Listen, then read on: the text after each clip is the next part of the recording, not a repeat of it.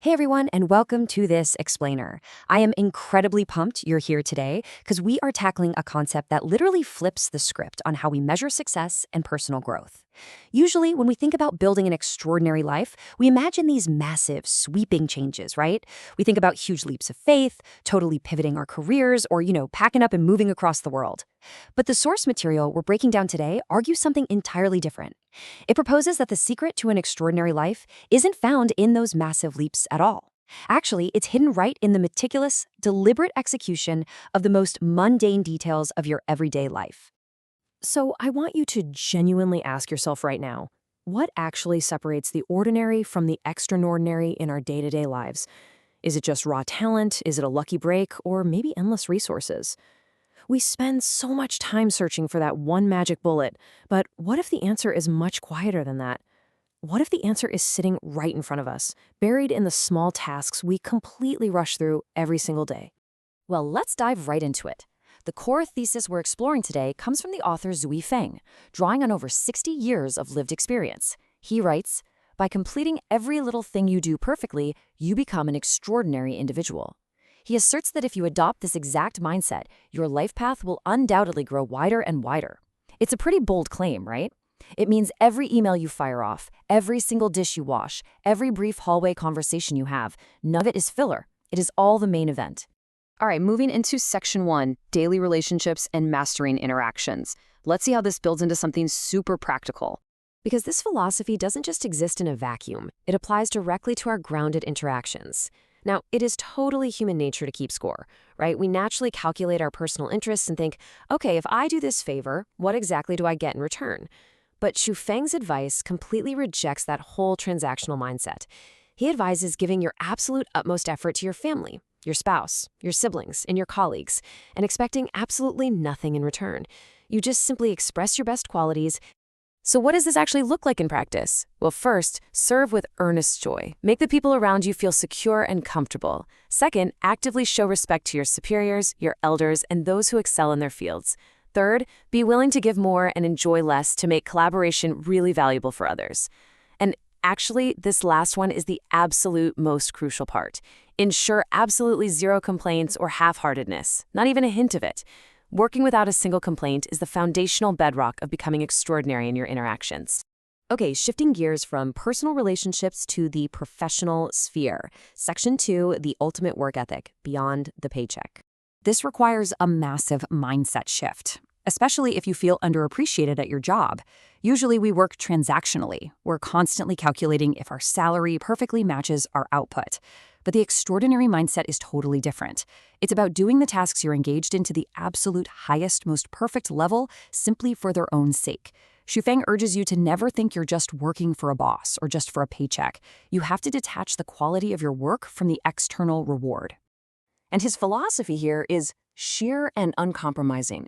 It's basically either quit and leave or put your absolute heart and soul into doing the job well. That is a stark, no-nonsense ultimatum. There's no middle ground, there's no quiet quitting, and there's no phoning it in. If you stay, you commit to perfection. If you can't commit to perfection, you leave. It really is that simple, and honestly, that demanding. Now you're probably asking yourself, why? Why go to all this extreme effort if my boss isn't even noticing or paying me more? Well, section 3, always watching, the unseen observers, this is where the text takes a really fascinating pivot.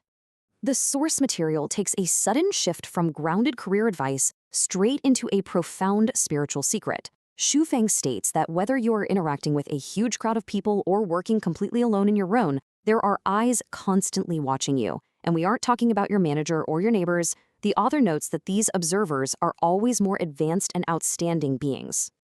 And here is why this matters so much. These higher, unseen observers are the ones who actually determine whether your future will be smooth or restricted. It's a direct cause and effect. If you bomb the small stuff, even when no human is looking, these observers note it, and your future path progressively narrows.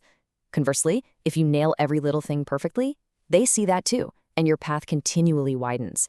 Your fate is literally decided in the unseen execution of the small stuff. Which brings us to arguably the author's most fascinating and proprietary concept. Section 4, the information retention space, the eternal log. Where exactly is all this being recorded? So what is the information retention space? The author defines it as an eternal log. Every single word you speak and every single action you take is recorded here without a single omission.